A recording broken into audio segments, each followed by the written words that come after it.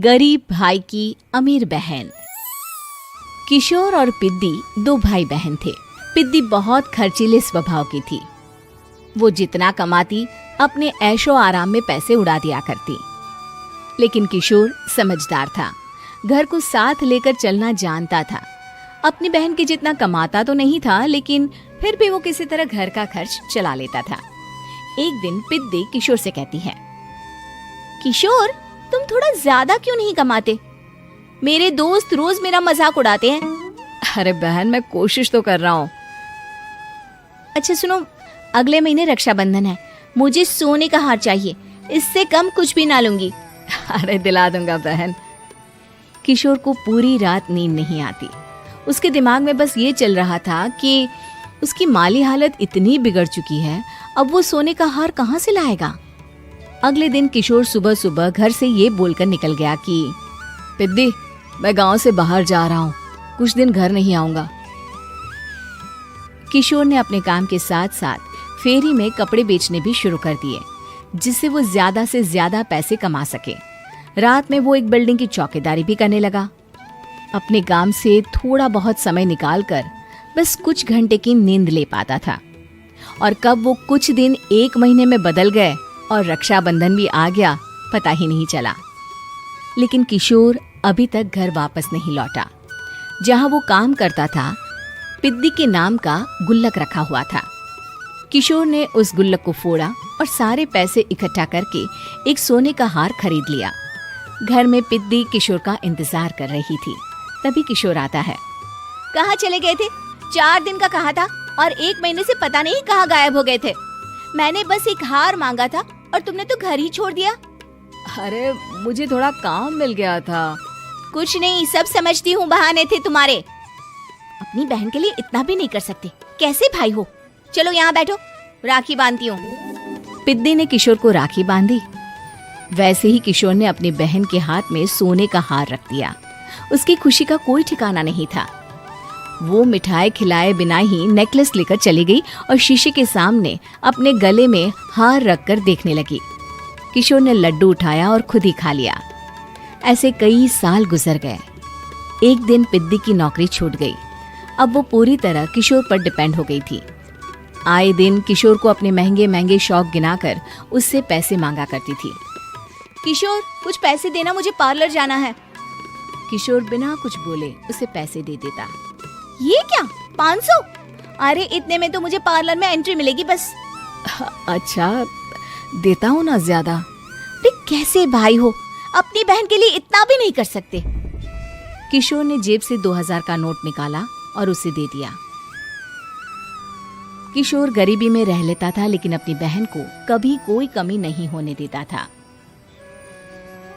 बेटा, पिद्दी तुम्हारी बहन है, उसे कभी किसी चीज की कमी मत होने देना और उसका ध्यान रखना, क्योंकि भाई का फर्ज होता है अपनी बहन का ध्यान रखना। किशोर ने माँ की कही ये बात हमेशा के लिए याद कर ली थी। शायद माँ की इसी बात की वजह से किशोर पिद्दी की हर जिद पूरी करता चला आ रहा था। किशोर, आज मैं अपने दोस्तों के साथ पार्टी करने जा रही हूँ, मुझे कुछ पैसे दो ना। किशोर पिद्दी को समझाता है, लेकिन पिद्दी नाराज होकर चली गई और अपने कमरे में सुबक सुबक कर रोने लगी। किशोर अपनी जेब से कुछ पैसे निकालता है और पिद्दी को दे देता है। किशोर खुद कभी अच्छे कपड़े नहीं पहनता, लेकिन पिद्दी को राजकुमारी की तरह रखता।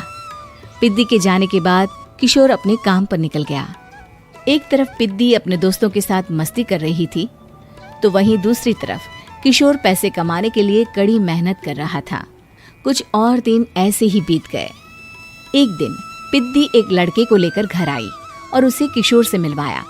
किशोर, मुझे इस लड़के से शादी करनी है, लेकिन इनके मम्मी पापा बोल रहे हैं कि उनको दहेज में एक कार चाहिए, तभी वो मेरा और पंकज का रिश्ता कबूल करेंगे। लेकिन बहन, कार खरीदना कोई सब्जी खरीदने के बराबर तो नहीं है। अरे कैसे भाई हो तुम, अपनी बहन के लिए इतना नहीं कर सकते? देखो, मैं ज्यादा इंतजार नहीं कर सकती, तुम्हें 1 साल में मेरे लिए कार खरीदनी ही होगी। अच्छा पंकज, एक काम करो, कल तुम अपने माता पिता को घर बुला लो, मैं उनसे तुम्हारे और पिद्दी के रिश्ते की बात कर लेता हूँ। अगले दिन किशोर के छोटे से घर में पंकज और उसके माता पिता आते हैं। बेटा, तुम्हारी बहन ने हमारी शर्त तो बता ही दी होगी। जी।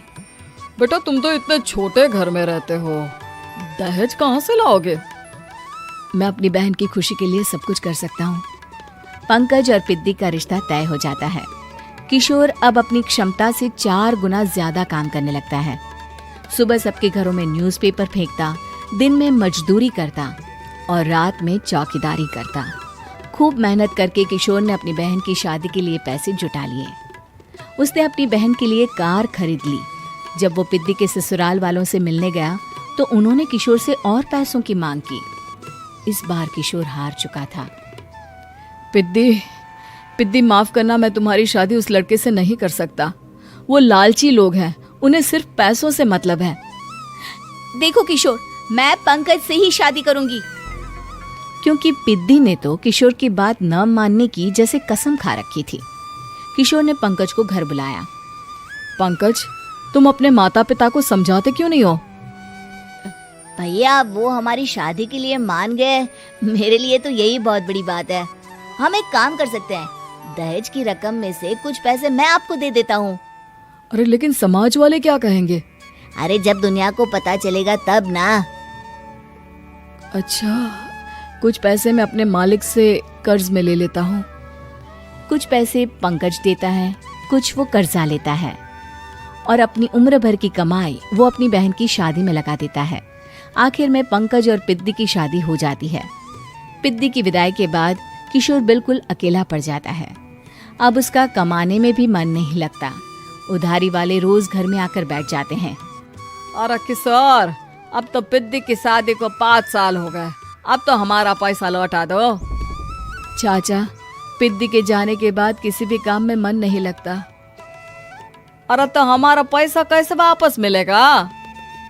जी, कुछ करता हूँ मैं।